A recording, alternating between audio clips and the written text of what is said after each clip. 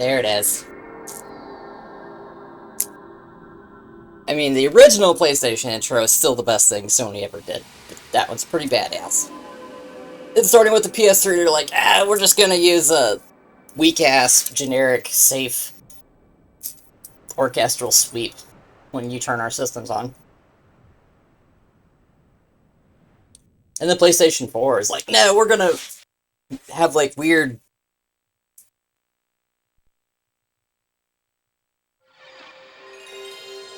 clinical lobby music when you start our system.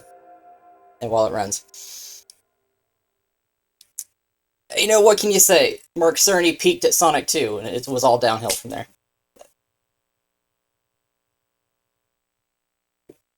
Anyway.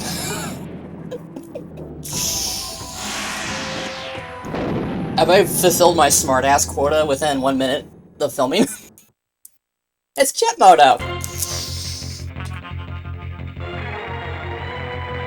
From our friends in Japan. Look at that beautiful cover. The American one's okay, but the Japanese one just destroys it.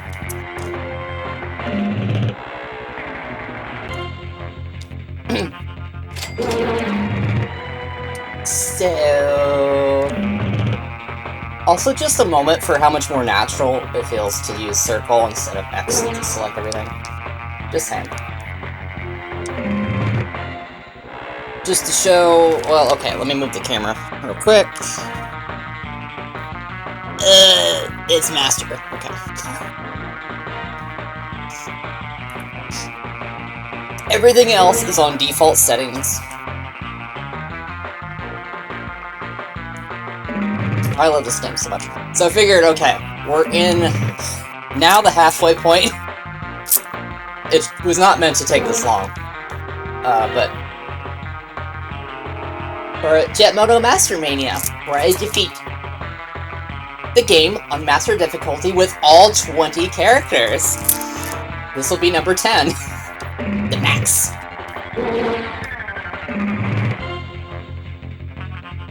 He's among the easier characters to win with, just because it's pretty well balanced, and his characteristics are beginner friendly.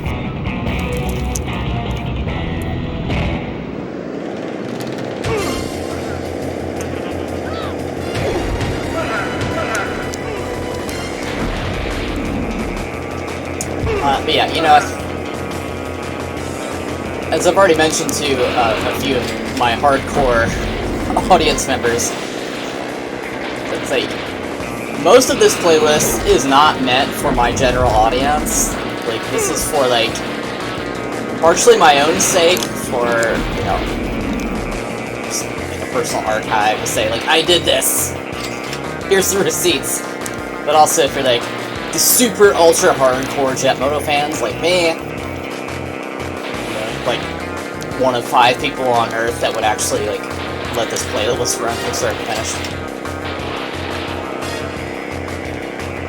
I mean, no one in their right mind should actually watch all 20 of these in one sitting when the playlist is complete, but maybe for audience, like, let's just have Jet Moto music and sound in the background all day. But also for people that do happen to search, they're like, you know, I need strategies and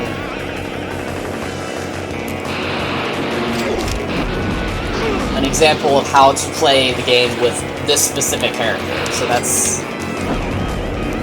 something I hope that leads people to find some of my videos. We're like, wow, somebody went through the trouble of filming how to defeat the game with every single character, including the ones that almost no one knew was. And the ones that the computer is really bad at using, but then once you try them, they're like, oh, wait, they're really good. Why does the computer always come in last place with this person? Yeah. Out of all of that, I figured, okay, at least one of these videos does need to be with me on the camera, so I can talk about how much I love this game. My history with it, and I'm explaining what's going on here. I love this game. Before 2023, I did not hesitate to call this my favorite racing game of all time. Now it's my second. Sega Rally Championship came in and stole the show. Unfortunately, I did not play Sega Rally Championship in 2.2. Yeah, speak, Jessica, until 2023. And it's like, well, you know, this is the greatest game ever created by human beings, so, you know, ergo it has to be my favorite racing game of all time. But this is probably my favorite PlayStation game, right next to Metal Gear Solid. And Final Fantasy VIII, and Final Fantasy Tactics, like it's Twisted Metal 2 is pretty damn good as well. It's like, this is the software that I play, and it's not just nostalgia, it's like, no, like, this is why I didn't feel so bad about being a PlayStation girl, like, from, what do we want to say, like, the end of 1996 onward? Oh, and I have beer for this video, isn't that awesome? Schifferhofer? I think I pronounced it slightly better this time. I'm sorry to my German friends. I need to brush up on, like, my proper usage of umlauts. Also, look at the artwork in this game, like, for the guys and girls both, and guys and girls of whatever sleeping with other people orientation you want to say. It's like, the artwork is just unbelievably gorgeous. Things really bopped the farm in Jet Moto 3. But that's not Single Track's fault, because they were no longer making Jet Moto or Twisted Metal or Warhawk for Sony.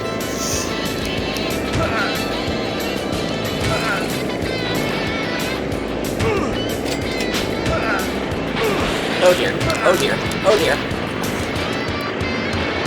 So, okay, memories, thoughts. This music that we're hearing, it shows up in the game twice. From everything I've been able to tell, it's the same arrangement used twice, except it's mixed slightly differently. Like, when this shows up again, some of the instruments are pushed back further in the mix. That's all I've been able to tell. I don't know really the story behind that.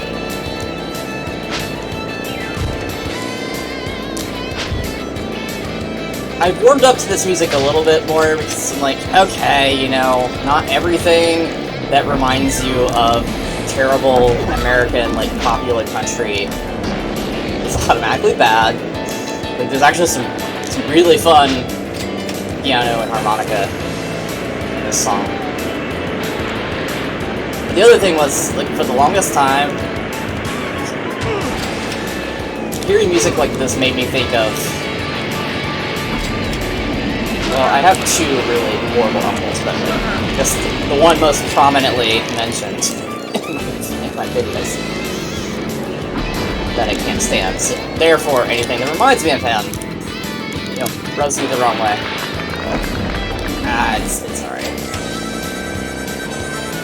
I think enough time has passed between, you know, that point in life where I had to interact with him on a semi-regular basis, and the point in time when he had, like, one of the worst kind of mullets, where it was, like, all business up front, all business on top, but then, like, the really stupid, like, little curly poof in the very back. Like, oh dear. At least he had enough sense to get rid of that eventually. Boathouse! Why would you never take the boathouse? The computer never does. Woo!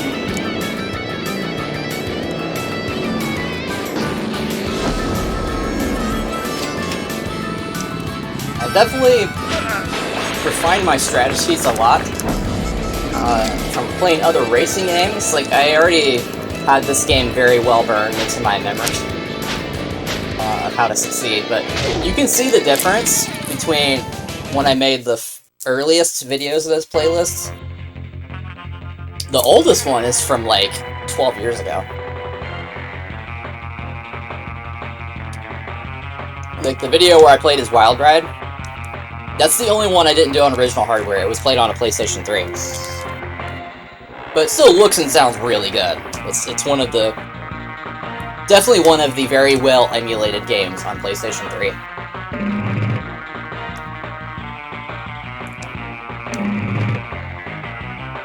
That video is one of the few survivors from my earliest attempt to do a retro gaming YouTube channel. Very little survived. It was pretty much that and the first batch of Doom videos played on the Xbox 360.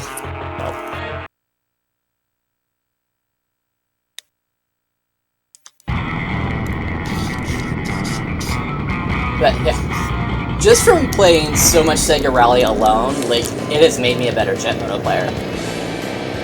And dare I say, just a better racer in general, and even in some cases, I'd say like a better driver in real life. I mean, I was already better than like a good 98% of Americans.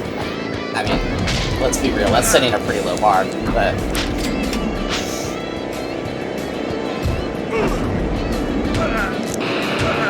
moral of that very short story is like, you know, maybe we should make a little slogan, another slogan for the channel to put on a mug or a t-shirt when I eventually remember to like actually try to set up merch. Like everything I need to know in life I learned from Sega Rally Championship. But yeah, between playing that and so much Daytona and dipping my toe into all sorts of other racing games, finally playing Colin McRae Dirt, just like, what? Why did I wait 20 years to play this? This is incredible. Codemasters does incredible work, but now they're owned by EA, which means eventually they will be RIP, just like Westwood Studios and Pandemic Studios and everyone else that EA assimilated. I'm surprised DICE is still around. Holy crap. Oh my gosh. All the damn losers. Keep running into me on the suicide courses. Yes, that is the word, YouTube, suicide. Let's stop self-censoring our language, shall we?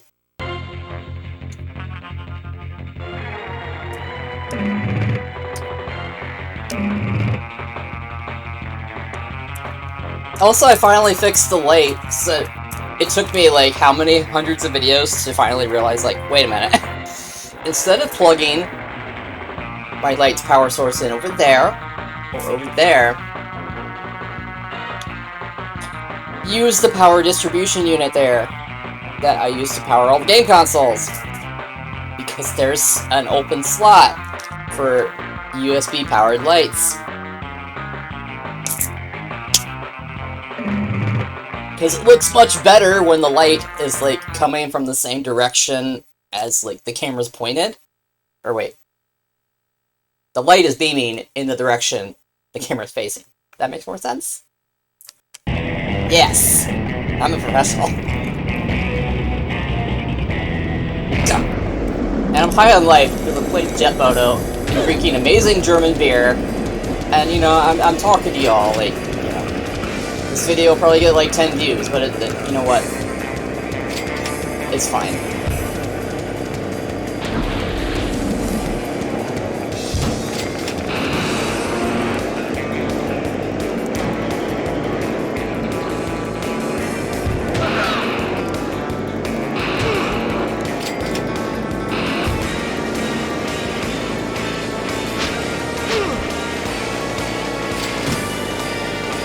I can make a video that says, like, top 10 things that I hate about video games, or top 10 things I want to complain about.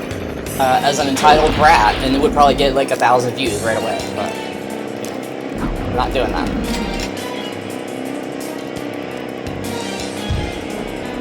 I might be a smartass. I might take a few shots here and there, but I'm not giving in to, like, making videos that are all about hate, and vitriol, and spreading just nasty feelings about things. It's like, you know, I can't stand Pokemon, but I'm not gonna make a video talking about that and bashing it 20 minutes, even though it would get a ton of views. Just from people, like, hate watching it, or, like, they see the title, they don't even watch the video, they just want to jump in and make a comment, like, I can't believe you said that, how dare you make fun of my favorite IP, or my favorite Pokemon. It's like, oh shit. How did he not get thrown off his bike? I can't believe that.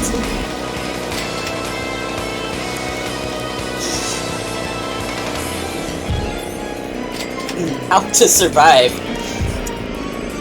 what should be fatal collisions. Courtesy of Jet Moto.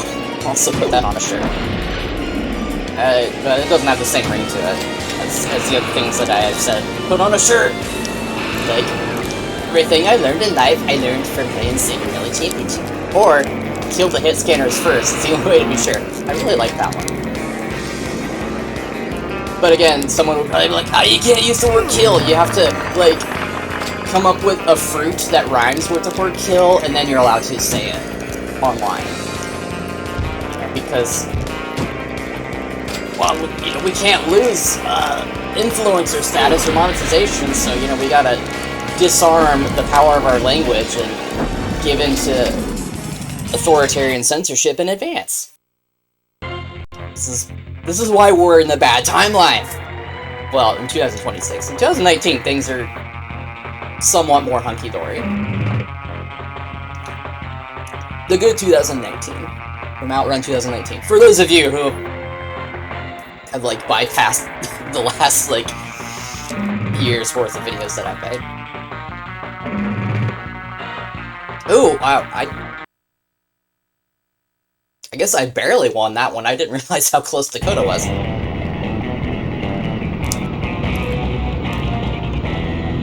Ace.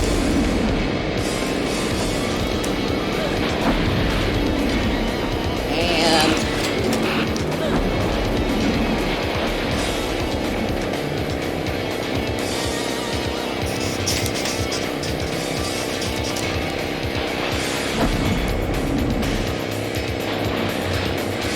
excuse me, coming through.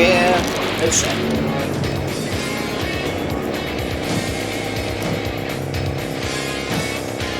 So at least on the first lap, there should pretty much never be any stragglers on the bridge. Laps 2 and 3 is where it gets a little too interesting.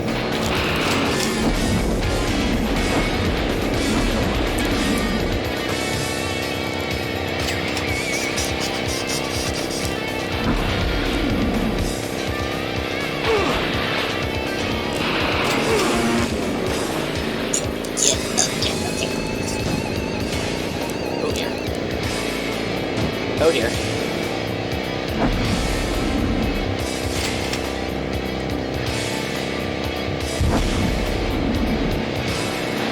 Oops, I did not approach that correctly. Oh my gosh.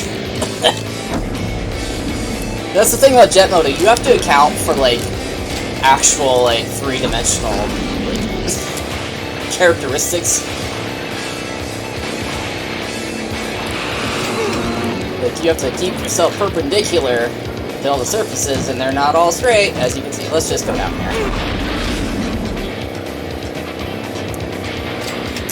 It's one of the earliest games that, for me, like, fully justified the PlayStation controller layout, like, having the 4 shoulder buttons. Like, I know, obviously, now that's taken as a given.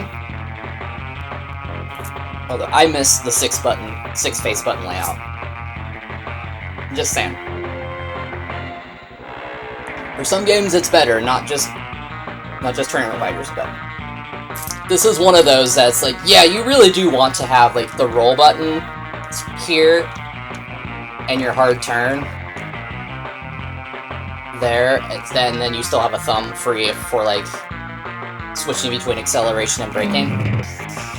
And sometimes using the grapple posts and your turbos, of course.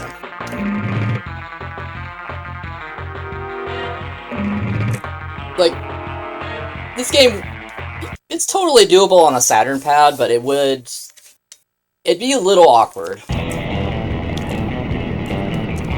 It's like, you could have the roll buttons on the left and right shift buttons, and that'd be fine. But using the hard turn in tandem with other commands would get kind of dicey. So.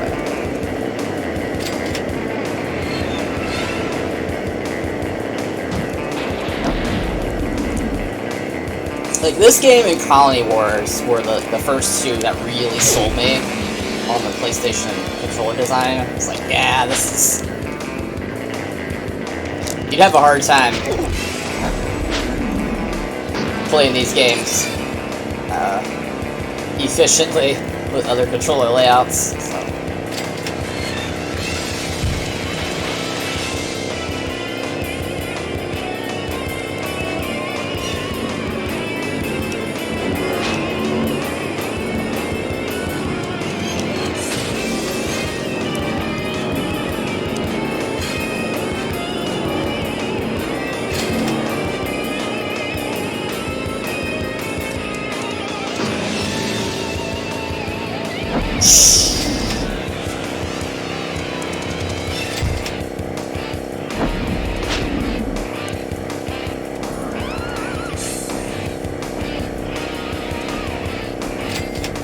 I've always loved the water effects in this game. Like, the reflections look really good.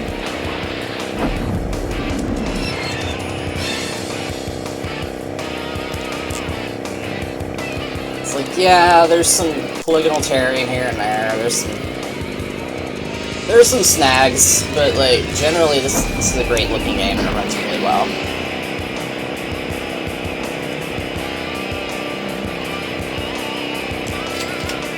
As far as like technical hiccups and glitches, it usually comes into play more so like when you wipe out, or when you hit a surface in a way the game doesn't like. It's like the physics engine is pretty realistic, but then we're also talking about hover bikes and very unreal things, kind of like meeting in the middle somewhere. So sometimes there are some either hilarious or extremely frustrating snags. And sometimes when you wipe out, the game screws you over on how and where you respawn. Which you can see examples of earlier in the playlist. Like, especially if you watch my video playing as Gunner on Ice Crusher and Willpower. Definitely got hosed a few times on respawns.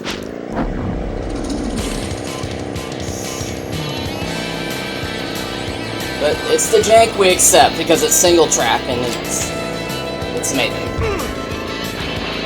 They did so much heavy lifting for Sony, like, until Sony got a lot of its own internal studios and more third parties joined, like the early days, like Single Track, Namco, and Psygnosis really carried the PlayStation on their shoulders.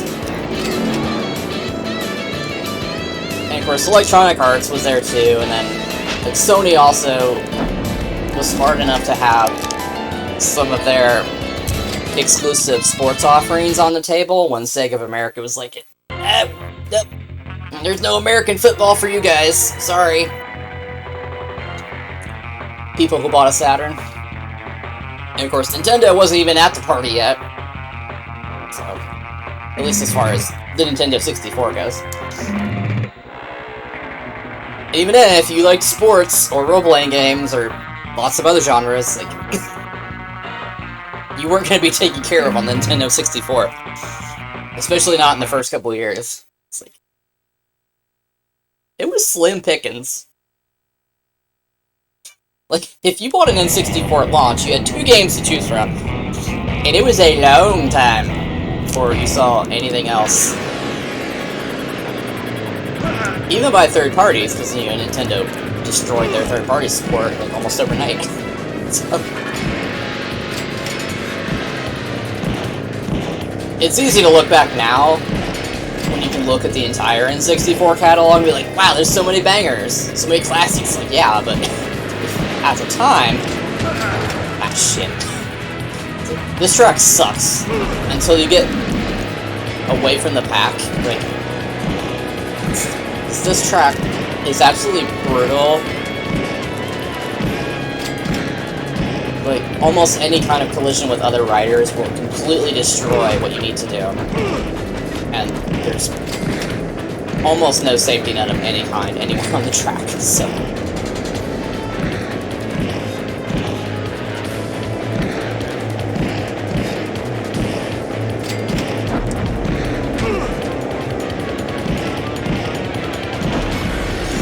but yeah, you know, that's one of the reasons why a lot of people who added N64 still also had a PlayStation. It's like, you know, they had the N64 on tap for, you know, the great multiplayer games that people loved, like all party games, like, you know, obviously Mario Party, Mario Kart, GoldenEye.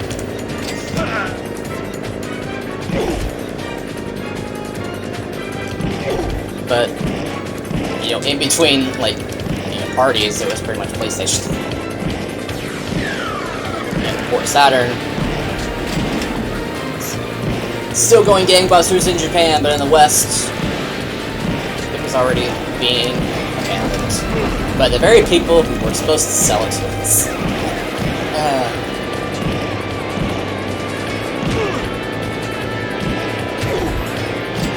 That's either Tatsujin or Technician.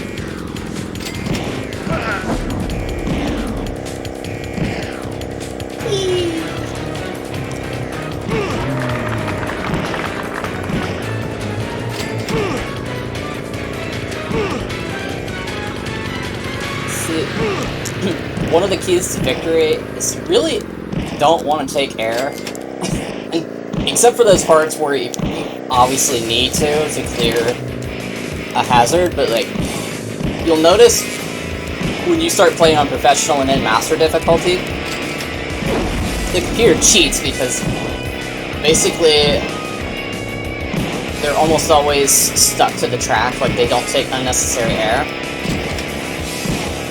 So even though the bikes aren't most of the time physically touching the track, like I know you hear a bunch of ice crunching. So they're hover bikes with suspension fields. Like, my take is that I guess the idea is the bikes might still be partially making contact with the track until the suspension field adjusts, gets them like back into full hover. Or we're expected to believe that the suspension field itself impacts the surface and makes a similar sound and physical like after effects as the bike itself physically hitting the surface. Whatever. That's nerd talk, but oh, that beer is so good.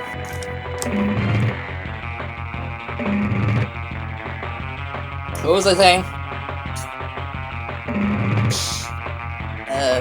But yeah, especially when you play as characters with a high lift characteristic, you have to like really police carefully. Like, you really need to use your brake and like keep the nose down to try to avoid taking air. You need to stay in contact with the track as much as possible to keep your speed up. This part sucks. Because for some reason, with this steep downhill grade, like, just bumping into other riders very frequently sends you, like, hopping upward, and that's not what you want to do. I mean, almost never anyway, but especially not there, because it pretty much guarantees you're either gonna bash a sign or fly off a cliff.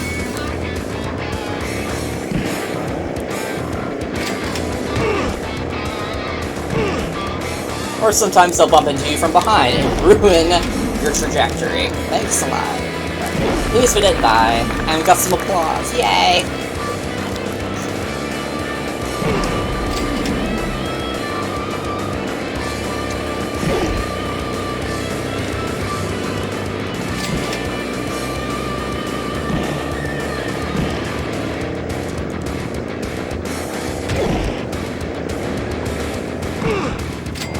Or sometimes the game will just be like, you know what, even though you landed perfectly flat and perpendicular to the track, you know, you're just gonna be unseated anyway.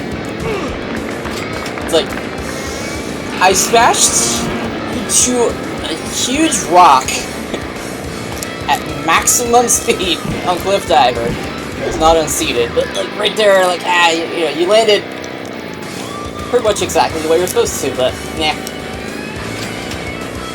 I mean, I'm sure there was like, maybe I slightly had the like bottom. There's like a slightly blade-shaped protrusion on the bottom of the bike. Maybe that clipped with the track geometry just enough to be like, nope. That counts as a collision, not a landing. Who can say?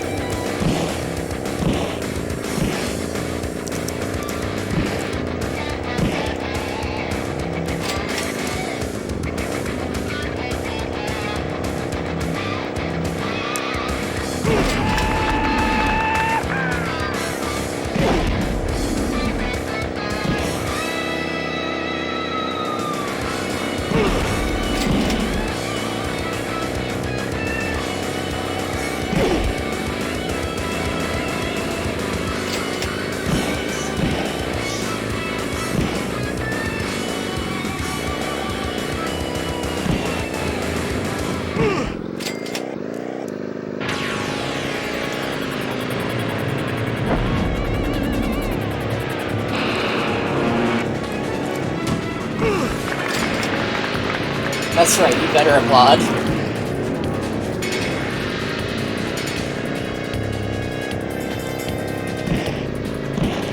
It's not like I can hear applause from the comment section. I'm sorry. I don't mean to sound salty. Like, any of you who do comment and watch the video, like, actually thank you. And my heart appreciates you. I'm just like... I don't think you can spend any time sharing home videos on a place like this and not get a little bitter at how they treat the very people who propped the platform up in the first place before they got Google money and went full evil.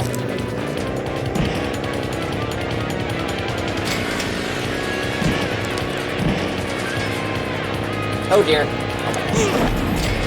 Occasionally the game will have mercy on you, and it's like, well, you were just close enough to this track boundary that will, like, scoot you back in where you're supposed to be.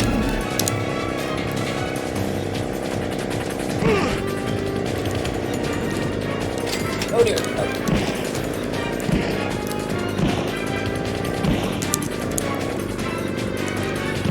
True master of this game knows comes from knowing how to correct things when they go awry, or when the game decides to screw you over.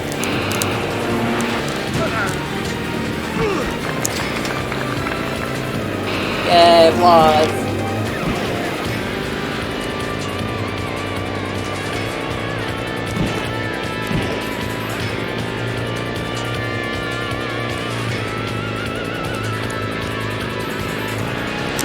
Finish! I can't say it as... I mean, to be fair, there's not many people who can say that as enthusiastically as Kenneth Ibrahim.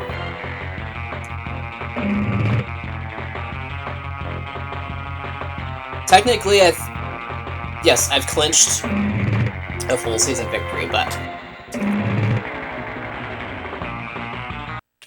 I'm not stopping there. This is my favorite track.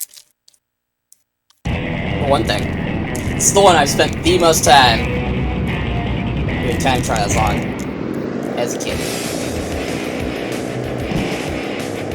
My love for Snowblind knows no bounds.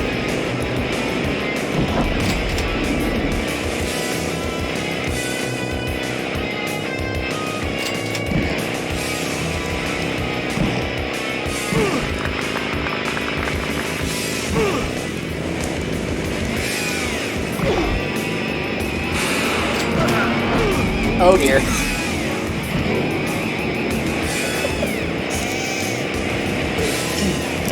I wasn't going fast enough when I tried to do the turn the way that I did. Dug the damn nose of the bike into the ice. And hit turbo at the same time. That's not a good combination.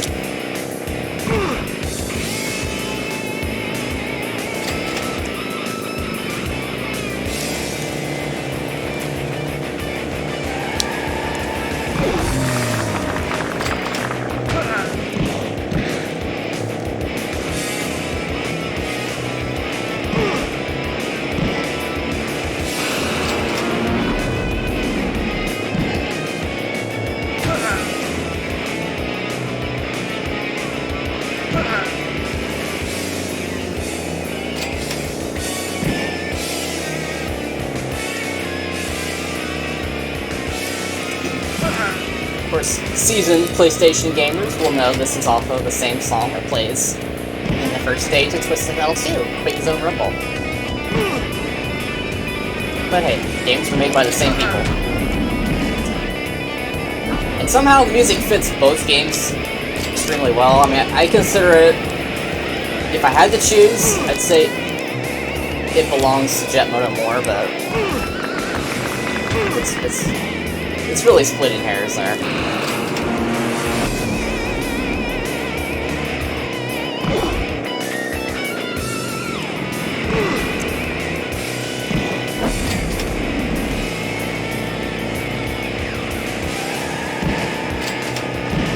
Although I guess with the tire screeching sample, that's very Twisted Metal. So what can you do?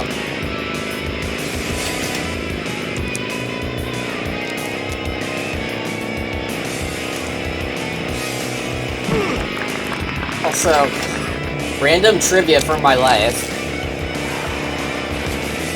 The very first time I heard this track, like the main theme,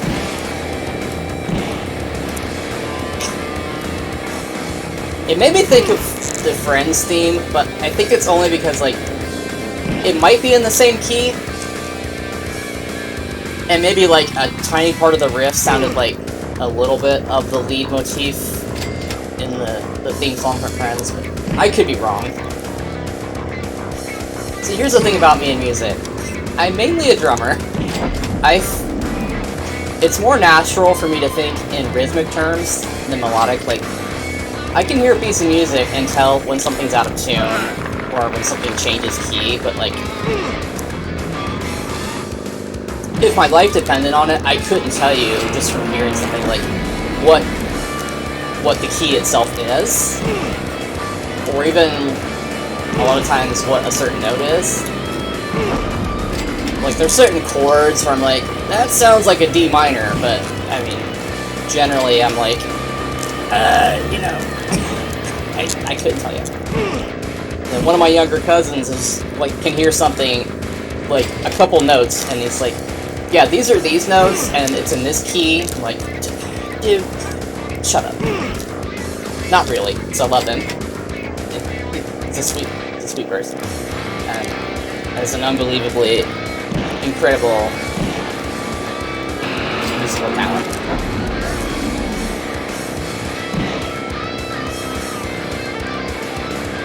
I hope he finds a way to rise above the AI garbage and get his album out there.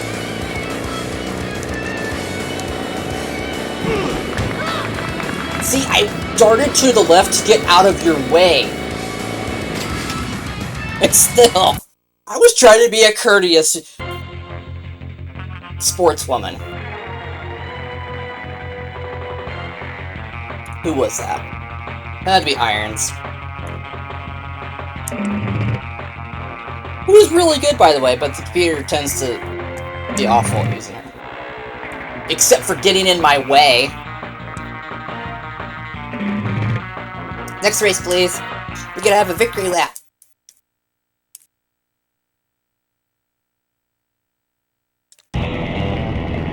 Or 3.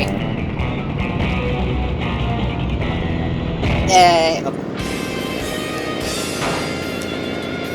Do not hit anyone, or you will get bounced into oblivion.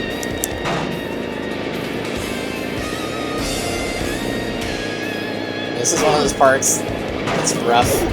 Not just because of all the traffic, but also the places where the computer decides to use turbos is really dumb. Sometimes, like, what are you doing? And then they turbo right into me and spoil what I'm trying to do.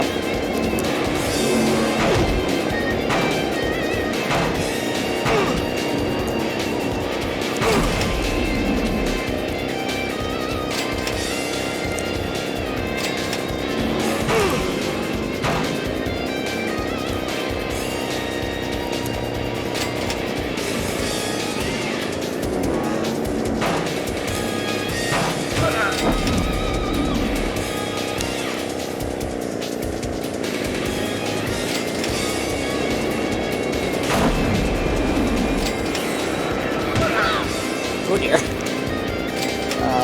They might not be in Jet Moto 2, whoever that was. All of a sudden it makes sense as to why the roster goes from 20 to 10 riders. And not everyone in that 10 is a returning cast member.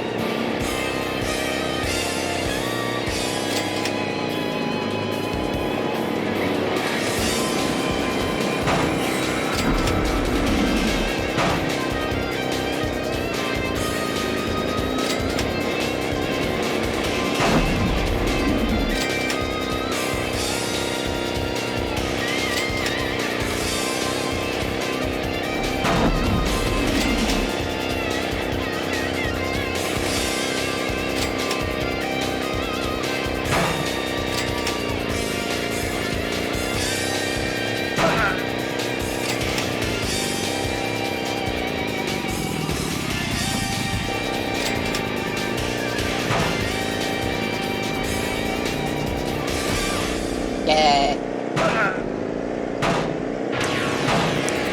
I always thought the lighting looked really cool on these platforms.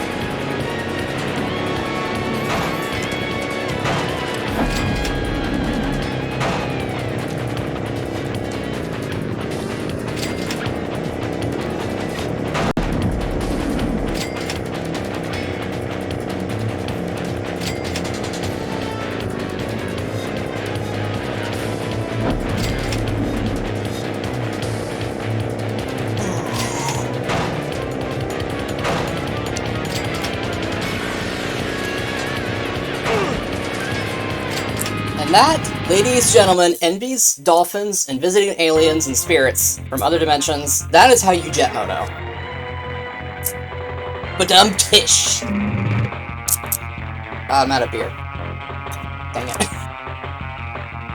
All first place unmastered. And that's a future worth living for, not the crappy one you're watching this video from. I should save my game before I get too excited and, like, skip through it. That's my name. See, the memory card remembers my name. That's very polite. I love cards full of memories, even if they're one of the pieces of retro gaming equipment that's actually obsolete in most applications.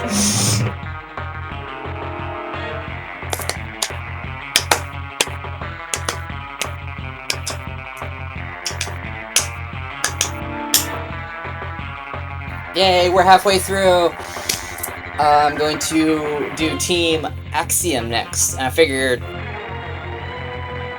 playing as Tatsujin and Technician is probably, like, super easy, because that removes, like, 50% of your toughest competition right there.